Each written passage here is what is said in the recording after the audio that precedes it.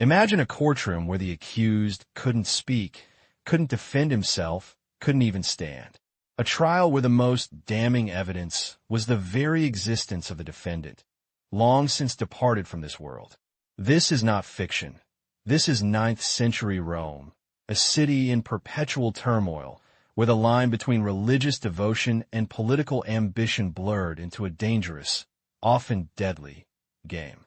In an age defined by ruthless power struggles and profound spiritual belief, one event would transcend all others in its sheer audacity and macabre spectacle: the Cadaver Synod. Our story plunges into a Rome reeling from imperial collapse and fragmented loyalties, where the papacy, meant to be a beacon of spiritual authority, was instead a prize to be seized, defended, and sometimes desecrated. At its heart were two men: Pope Formosus, a skilled diplomat whose reign was marked by controversy and alliances forged in the fires of political necessity, and his successor, Pope Stephen VI, consumed by a vindictive obsession to undo every act of his predecessor. This wasn't merely a theological dispute.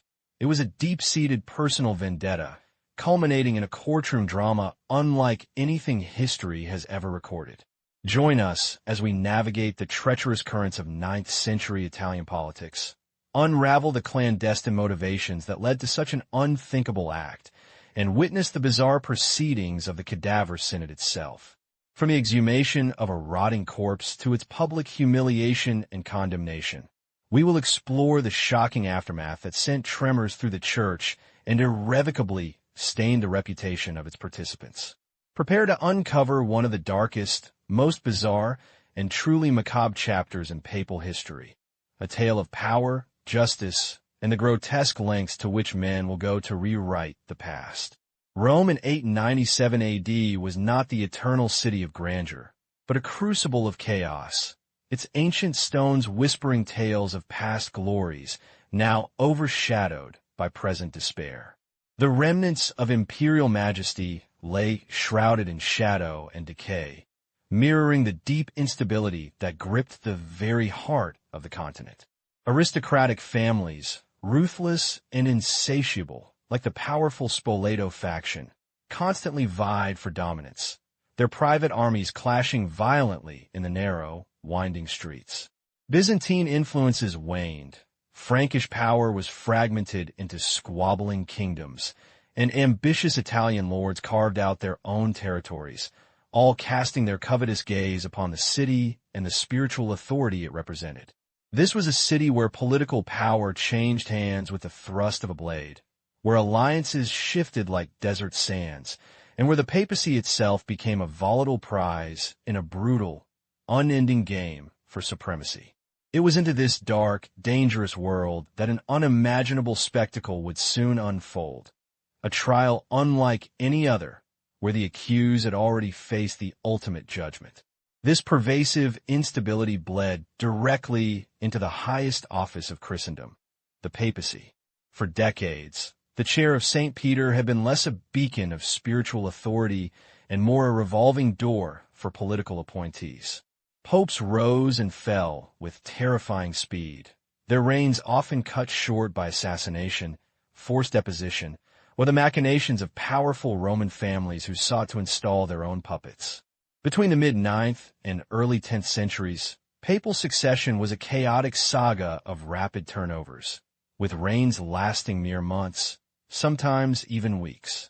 Each new pontiff brought a wave of reversals, condemning the policies and often the very legitimacy of their predecessors. This created an environment ripe for vendettas, where personal grievances and political scores could simmer for years, waiting for the opportune moment to erupt into open conflict. Such a volatile climate set the stage for the most macabre episode in papal history. Amidst this maelstrom of ambition and intrigue, a figure of considerable intellect and strategic acumen began to rise: Formosus. Born around 816 AD, he had steadily climbed the ecclesiastical ranks, eventually becoming the respected bishop of Porto. From this significant see, Formosus proved himself a man of remarkable diplomatic skill, entrusted by multiple popes with delicate missions, even serving as a papal legate to the powerful Bulgarian court. His intelligence was undeniable, his piety outwardly impeccable. Yet, beneath the veneer of a devout churchman, many saw a shrewd operator, a man with a burning ambition that some believed bordered on obsession. His political alliances were carefully cultivated, his influence steadily expanded. But in a Rome where power was so fluid and often violently contested, such ambition was a double-edged sword, destined to attract both fervent supporters and formidable enemies. The drama playing out in Rome was merely one act in a much larger, more complex geopolitical struggle that gripped Italy. Since Charlemagne's death, the once mighty Frankish Empire had fractured, leaving a power vacuum that ambitious Italian lords and various Frankish claimants desperately sought to fill. Italy, a rich and fertile prize, became a battleground for the imperial crown. Competing Carolingian dynasties and powerful local magnates like the Dukes of Spoleto or the Margraves of Friuli constantly warred, each seeking papal endorsement to legitimize their rule. The Pope, as the arbiter of the imperial title, held immense sway, but this power came at a cost. The papacy was perpetually caught in the crossfire, forced to align with one faction or another, often against its own long-term interests. This constant tug-of-war for imperial supremacy directly intertwined with and profoundly destabilized papal politics, making every election a potentially explosive affair. Formosus's path to prominence was not without significant obstacles, and his early career was marked by a dramatic clash with one of the era's more forceful pontiffs, Pope John VIII. By the 870s, Formosus, still Bishop of Porto, had aligned himself with certain Frankish factions, a move that put him at direct odds with John VIII's political leanings. In 876 AD, the conflict escalated dramatically when John VIII convened a synod and, surprisingly, excommunicated Formosus. The primary canonical charge leveled against him was translatio episcopi, the forbidden transfer from one bishopric to another. Specifically, Formosus was accused of seeking to abandon his see of Porto to become Bishop of Rome, or even to usurp the Bulgarian Patriarchate. This was a grave offense, an ecclesiastical transgression that threatened the very structure of the Church, and one that would haunt Formosus for years to come. The excommunication under Pope John VIII was a devastating blow, not merely a spiritual condemnation, but a political exile. The terms imposed upon Formosus were exceptionally harsh, sealing his fate with an unbreakable vow. He was forced to swear a solemn oath, not only never to return to Rome, but also to renounce his episcopal functions entirely, never again to celebrate Mass or exercise any priestly authority. This was a public humiliation, a forced retreat from the ecclesiastical stage, intended to permanently sideline a powerful and ambitious figure. Stripped of his office and forbidden from the eternal city, Formosus was cast into the political wilderness, his future seemingly extinguished. Yet, in the labyrinthine world of 9th-century papal politics, few sentences were truly final. The stage was set for a dramatic and controversial return. As the volatile wheel of papal succession continued to turn, Formosus's fortunes began to shift. Pope John VIII was assassinated in 882 AD, and subsequent pontiffs, recognizing the political expediency or perhaps the unjust severity of Formosus's original condemnation, began to reverse his predecessor's decrees. It was under Pope Marinus I, who reigned briefly from 882 to 884 AD, that Formosus finally secured his much-awaited absolution and full rehabilitation. Marinus, having been Formosus's co-legate to Bulgaria years prior, was perhaps sympathetic or saw the value in restoring a skilled diplomat to the ecclesiastical fold. The oath of non-return was formally lifted, his episcopal rank restored. Formosus was once again a free man, able to return to his see of Porto and resume his sacred duties, though the shadow of his past conflicts, particularly the accusation of translatio episcopi, would linger, unspoken but remembered by his rivals. With his reputation somewhat restored and his political alliances reinvigorated, Formosus's ambition, perhaps only briefly dormant, now re-emerged with renewed vigor. Following the death of Pope Stephen V in 891 AD, the complex machinery of papal election whirled into motion. Despite the earlier controversies and the lingering canonical prohibitions against a bishop transferring from one see to another, especially to the exalted see of Rome, Formosus was elected pope. He became Pope Formosus I in September 891 AD. His elevation was a clear victory for the Spoleto faction and their Frankish allies, but it was also a deeply divisive act. For many, his election was a grave canonical violation, an act of sacrilege that threatened to unravel the very fabric of church law. The past accusations of translatio episcopi, once absolved, now returned to cast a long, ominous shadow over his pontificate. In 891 AD, amidst the swirling currents of political intrigue and escalating violence, Formosus ascended to the papacy. His pontificate, lasting 5 tumultuous years, was defined by an iron will and a clear vision for a stable, ordered Rome. Formosus was a staunch believer in a strong, pro-German imperial alliance, seeing it as the only bulwark against the rapacious ambitions of the regional Italian nobility, particularly the powerful Duke of Spoleto. He tirelessly worked to restore papal authority and bring peace to a fractured peninsula, often through difficult diplomatic maneuvering and strategic alliances. His actions, while pragmatic, inevitably drew the ire of those whose power he sought to curb, setting the stage for a conflict far greater than anyone could have imagined, a conflict that would ultimately transcend the boundaries of life itself. Formosus's most audacious and, ultimately, most fateful decision was to reach across the Alps, seeking a powerful ally to restore order. He extended an urgent invitation to Arnulf of Carinthia, the formidable East Frankish king, to intervene in Italy. In 896 AD, Arnulf marched into Rome, and Formosus, leveraging the full weight of his papal authority, crowned him Holy Roman Emperor. It was a calculated move, designed to assert papal independence and solidify a pro-German axis against the entrenched power of the Spoleto faction.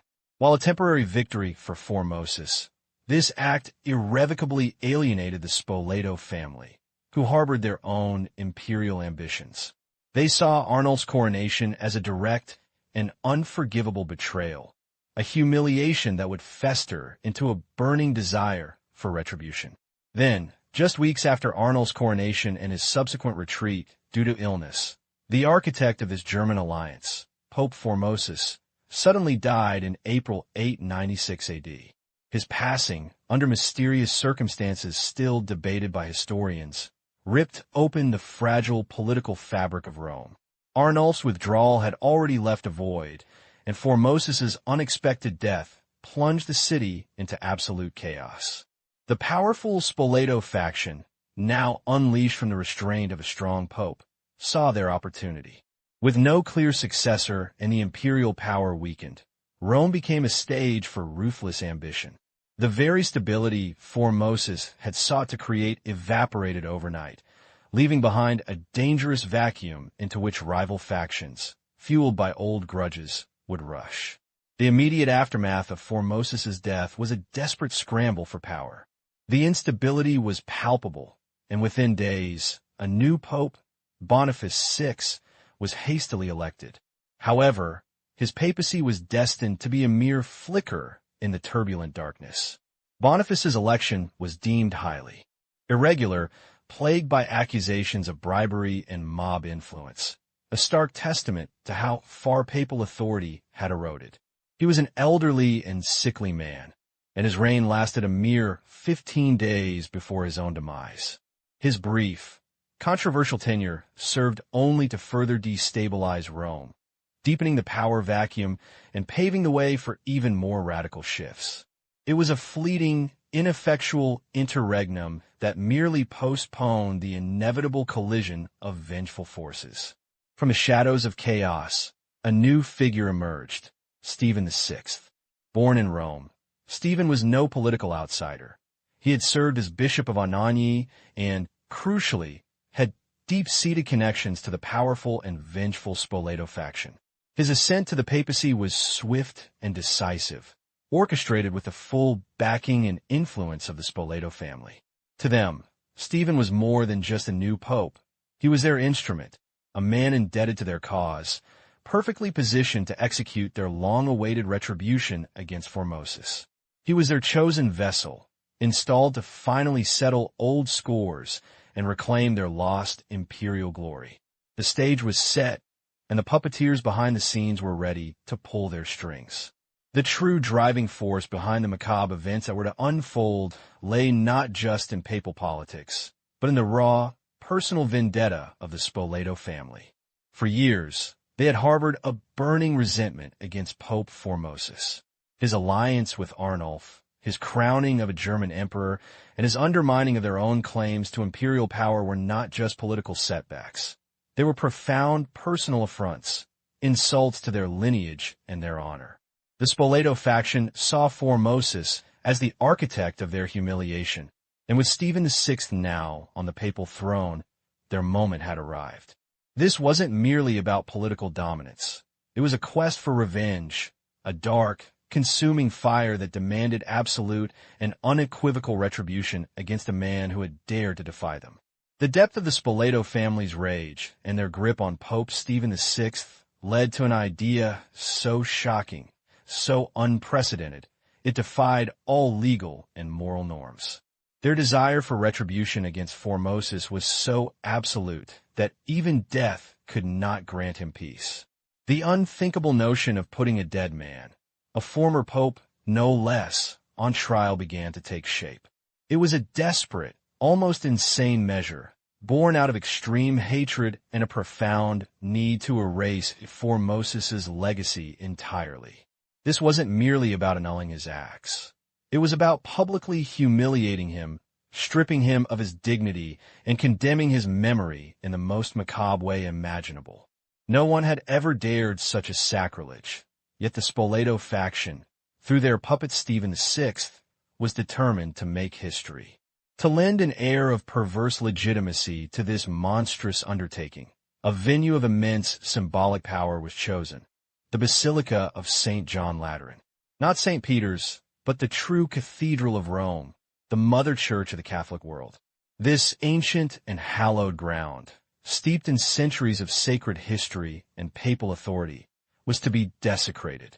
Its majestic columns, its sacred altar, usually witness to solemn masses and the election of popes, would now preside over a trial unlike any other, a trial against a corpse. The very sanctity of the basilica was to be twisted, transformed into a theater of the grotesque, a stage where the living would condemn the dead, and justice would be perverted beyond recognition. The choice of location was a calculated act of symbolic violence, amplifying the shock and scandal of the Cadaver Synod. The stage for this unholy spectacle was set not in a bustling court, but in the silent, sacred confines of St. Peter's Basilica. At the chilling command of Pope Stephen VI, issued in the early months of 897 AD, the tomb of his predecessor, Pope Formosus, was disturbed. Under the cloak of night, or perhaps in the harsh light of a Roman winter morning, grave diggers, surely unsettled by the sacrilege they were ordered to commit, descended into the crypt. With picks and shovels, they breached the hallowed ground, a profound violation of Christian burial customs. The heavy stone slab of Formosus's sarcophagus was pried open, revealing a sight few mortal eyes were ever meant to behold. The decaying remains of man who had once worn the ring of the fisherman, now summoned from his eternal slumber to face earthly judgment. What followed was a scene that would forever haunt the annals of papal history.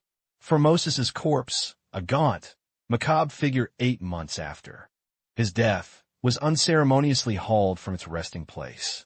It was then transported across Rome, brought to the very Synod Hall where he had once presided. In a grotesque parody of papal authority, the deceased pontiff was meticulously dressed in full sacred vestments, the pallium, the mitre, the symbols of his office. His lifeless body was then propped upright on a throne, a ghastly, silent sentinel amidst the living, presiding over his own undoing. The sight of the decomposing pontiff, slumped yet adorned, must have sent shivers down the spines of the assembled clergy, a chilling testament to Stephen VI's vengeful determination. With the cadaver of Formosus now seated in its macabre place, the Cadaver Synod, or Synodus Horrenda, as it would later be known, formally commenced. Pope Stephen VI, his face a mask of stern resolve, presided over this unprecedented event.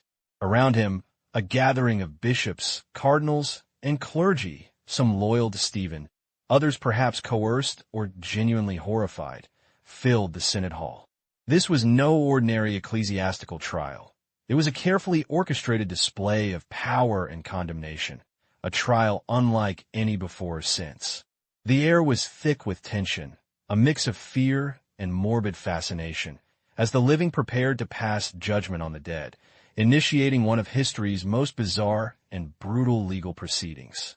The accusations against the silent Formosus were then bellowed forth, a torrent of charges designed to dismantle his legacy entirely. The core indictment revolved around the canonical prohibition of translatio episcopi, the forbidden transfer of a bishop from one see to another. Formosus had, at various points, been Bishop of Portus, then later became Pope of Rome, an act declared illegal by canon law. Further charges included perjury, as he had allegedly sworn an oath to Pope John VIII never to return to Rome or reclaim his bishopric, and ambition, for supposedly seizing the papacy through illicit means. Each charge, though leveled against a corpse, was intended to invalidate not just Formosus's personal integrity, but the very legitimacy of his papacy and every act he performed. In a macabre pantomime of justice, a young deacon was appointed to act as Formosus's advocate, to speak on behalf of the deceased. But what defense could possibly be offered against such overwhelming, politically motivated accusations, particularly when the accused was a mute, decaying corpse? The hall descended into a tense, deafening silence. The deacon, likely terrified and overwhelmed, could only offer feeble, barely audible objections, or, more often, a profound and despairing silence. His inability to mount a credible defense underscored the farcical nature of the proceedings, making it brutally clear to all assembled that the verdict had been predetermined. This was not a search for truth, but a condemnation, an orchestrated annihilation of a past pope's memory and deeds. The predetermined outcome arrived swiftly. With a chilling finality, Pope Stephen VI declared Formosus guilty on all counts. The verdict was unanimous, though surely born more of fear and loyalty than genuine consensus. Formosus was condemned for perjury, for ambition, for violating canonical law, and for usurping the papal throne. The implications were staggering. Not only was Formosus personally denounced, but his entire papacy was declared null and void. Every sacrament he had administered, every bishop he had consecrated, every decree he had issued, all were retroactively invalidated. The weight of this pronouncement plunged the Roman Church into an unprecedented crisis, challenging the very legitimacy of countless clergy and the stability of its hierarchy. The immediate consequences of the verdict were horrifyingly visceral. The Cadaver Synod moved beyond legal condemnation to ritual desecration. Formosus's corpse was savagely stripped of its papal vestments, the rich fabrics torn from his decaying body, a symbolic ripping away of all authority and dignity. But the depravity did not end there. In a grotesque act of spiritual mutilation, 3 fingers of his right hand, specifically the fingers used for imparting blessings and consecrations, were brutally severed. This was a profound, symbolic annihilation of his pontifical power, designed to ensure that no blessing or sacred act he ever performed could possibly be considered legitimate, even in death. It was an act of vengeance that resonated through the very fabric of belief. The final indignity awaited the mutilated remains of Pope Formosus. His body, now stripped, desecrated, and missing its vital fingers, was dragged through the cobbled streets of Rome, a public spectacle of shame and vengeance. It was a harrowing procession, forcing the citizens to witness the ultimate humiliation of a former pontiff. The gruesome journey ended at the banks of the Tiber River. Without prayer, without ceremony, without the solemn rites of a Christian burial, Formosus's body was unceremoniously heaved into the murky waters. Denied even the sanctity of grave, his corpse became an unwilling guest of the Tiber, a chilling testament to the ruthlessness of Pope Stephen VI and the dark depths of political and religious vendetta in 9th century Rome. This act marked the ignominious end of one pope and the catastrophic beginning of a new, chaotic chapter. The spectacle of the Cadaver Synod, initially orchestrated by the ruthless ambition of Pope Stephen VI and the powerful Spoleto faction, quickly backfired in the heart of Rome. While some may have initially been coerced or simply curious, the sheer grotesque nature of a dead pope on trial, subjected to such indignities, began to stir a profound revulsion among the Roman populace. Whispers of sacrilege turned to murmurs of outrage, then to open condemnation. The desecration of a papal body, the very symbol of spiritual authority, was a step too far even for a city accustomed to political brutality. The Macabre display, intended to solidify Stephen's power, instead sowed seeds of widespread disgust, poisoning the public perception of his pontificate and the very institution he now headed. Rome, the eternal city, recoiled in horror at the depths to which its leaders had sunk. The tide of public opinion, once a turbulent current, now became a raging torrent against Pope Stephen VI. His popularity, if he ever truly possessed it, evaporated in the wake of the Cadaver Synod. What was meant to be a decisive blow against Formosus's legacy became Stephen's undoing. The common folk, and even segments of the nobility not aligned with Spoleto, saw not justice, but an act of barbarity that stained the papal office. The ground beneath Stephen's feet began to shift rapidly. The political alliances that had propelled him to power proved fickle.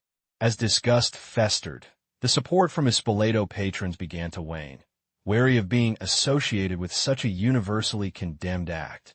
Stephen, once seemingly unassailable, now found himself increasingly isolated, his reign teetering on the brink of collapse. The swift decline of Pope Stephen VI culminated in an end as brutal and ignominious as the trial he had orchestrated. Rome, now openly hostile, would not tolerate his continued rule. By July 897 AD, mere months after the Cadaver Synod, Stephen was overthrown by an angry populace and his former allies. He was stripped of his papal vestments, imprisoned in Castel Sant'Angelo, a fortress that had seen countless power struggles, and subjected to the same kind of contempt he had shown his predecessor. History, with a cruel sense of irony, delivered its own verdict. Not long after his imprisonment, Stephen VI was found dead, likely strangled. His violent end, mirroring the symbolic violence he inflicted upon Formosus's memory, served as a chilling testament to the dangers of unchecked power and vindictive ambition, a dark stain on the papacy he had so briefly and disastrously led. The immediate aftermath of Stephen VI's demise saw a desperate attempt to restore order and legitimacy to the shattered papacy. Pope Romanus, who succeeded Stephen, swiftly annulled the Cadaver Synod. His successor, Pope John IX, 898 to 900 AD, went further, convening two synods, one in Rome and one in Ravenna, to officially condemn the Cadaver Synod, rehabilitate Formosus, and burn all records of the monstrous trial. John IX declared Formosus's pontificate valid and all his ordinations restored, recognizing the immense damage done to the Church's canonical order and its reputation. This period was a fervent, if fragile, effort to cleanse the papacy of its darkest chapter, to heal the gaping wound left by Stephen's actions, and to reaffirm the sacred dignity of the office, but the scars would linger for generations. Yet, the Cadaver Synod's shadow was long, and the deep-seated political rivalries that fueled it were far from extinguished. In a shocking twist, decades later, the ghost of Formosus would be dragged back into the public eye. Pope Sergius III, 904 to 911 AD, a figure intimately linked to the very Spoleto faction that had originally orchestrated Formosus's downfall, ascended to the papacy.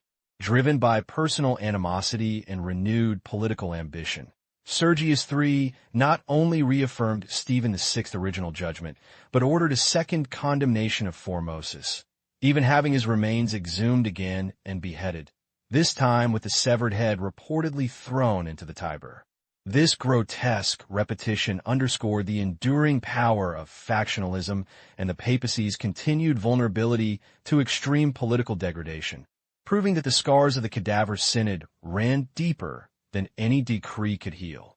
The Cadaver Synod remains a chilling monument to one of the darkest chapters in papal history, a stark cautionary tale about the perils of unchecked power, personal vendetta, and political extremism. Its impact reverberated for centuries, diminishing papal authority and leaving an indelible stain on the Church's reputation. While later popes would condemn it unequivocally, the events of 897 AD and their gruesome repetition by Sergius III exposed the raw, brutal underbelly of medieval Roman politics, where even the sanctity of death offered no refuge. It stands as a powerful reminder that institutions, even those claiming divine authority, are ultimately shaped by human ambition and fallibility. The Cadaver Synod is not merely a macabre footnote.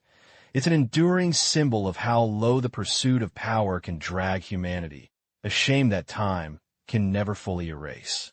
The Cadaver Synod stands as an unparalleled moment in history, a chilling testament to the extremes of political and religious extremism. We've journeyed through the labyrinthine corridors of 9th century Rome, witnessing how personal vendettas and the ruthless pursuit of power could lead to an act as unprecedented as the trial and condemnation of a deceased pope. Pope Formosus, even in death, became a pawn in a brutal power game, his corpse desecrated and his legacy publicly dismantled. The immediate fallout was swift and brutal. Pope Stephen VI, the architect of this macabre spectacle, soon met his own grisly end, a victim of the very same tides of vengeance and popular outrage he had unleashed. Successive pontiffs wrestled with the synod's judgments, some attempting to erase its memory, others reaffirming its absurdity, ultimately revealing the fragility of papal authority in an era dominated by temporal rulers. Yet, the Cadaver Synod's legacy endures far beyond its immediate consequences. It serves as a stark, dramatic reminder of the papacy's vulnerability to human failings, political ambition, and personal vendettas, shaping perceptions of papal authority for centuries to come. It's a story that forces us to confront uncomfortable questions about justice, redemption, and the extraordinary lengths humanity will go to assert dominance, even over the dead. A grotesque theater of history, played out with a corpse as its star, it forever marks a dark, unforgettable chapter in the annals of the Church and human folly.